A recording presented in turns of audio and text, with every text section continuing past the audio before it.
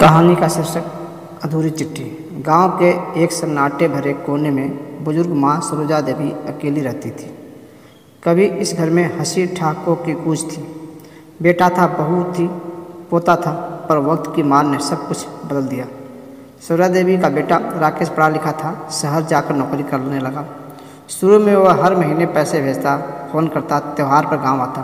पर जैसे जैसे उसका परिवार बढ़ा, शहर के खर्चे बढ़े, माँ का असूल देना कम होता गया।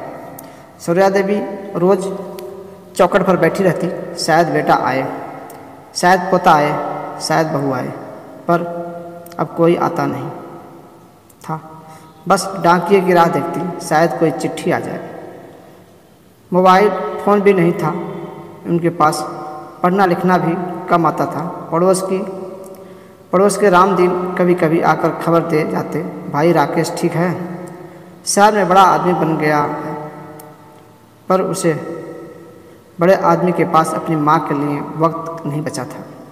एक बार सरोजा देवी बीमार पड़ी। पड़ोस की बूढ़ी चाची लक्ष्मी देवी ने राकेश को फ़ोन किया, बेटा तेरी माई बहुत बीमार है, देख आ एक बार। राकेश ने बस इतना कहा, चाची मैं बहुत बिजी हूँ, छुट्टी नहीं मिल रही। बस माँ समझ गई, बेटा अब लौट कर नहीं आएगा।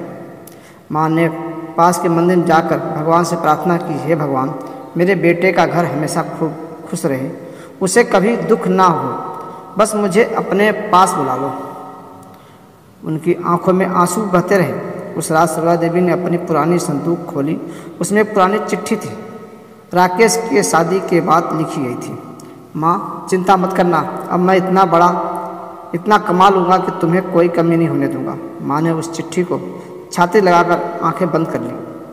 सुबह जब लक्ष्मी चाची घर आई तो देखा सरोजा देवी अब इस दुनिया में नहीं थी। उनकी मुरझाई उंगलियों में वही अधूरी चिट्ठी थी। बेटा अब भी माँ का भरोसा दिला रहा था, पर वो भरोसा अब किस काम का। राकेश जब माँ की मौत की खबर सुनकर गांव आया तो दरवाजे पर चुपचाप बैठ गया। गांव वालों की नज़र उस पर थी।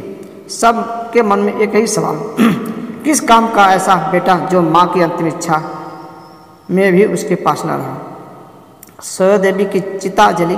राकेश ने कंधा दिया, आंसू भी बहाए, पर उन आंसुओं में माँ की अकेली बीती रातों का हिसाब कभी पूरा नहीं हो सकता था।